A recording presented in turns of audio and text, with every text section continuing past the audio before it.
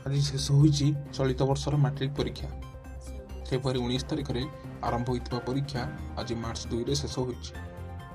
शेष दिन में सामाजिक विज्ञान परीक्षा देते 5,60,000 छात्र छात्री एवं प्राय 2,588 परीक्षा केन्द्र में परीक्षा होता।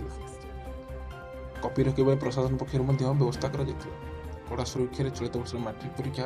आज परीक्षा केमिति समस्त अच्छा आज परीक्षा सरला कौन भाविच कर भाविचु तो किसी अलग पढ़िया आगु मन भी एत दुख होची जे सांग मानको भी छाड़ी के जाउछ।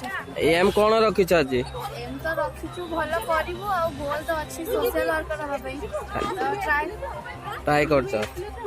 समस्त समस्त भल हिचे परीक्षा। हां आज कौन सब्जेक्ट थला? हिस्ट्री जोग्राफी थला।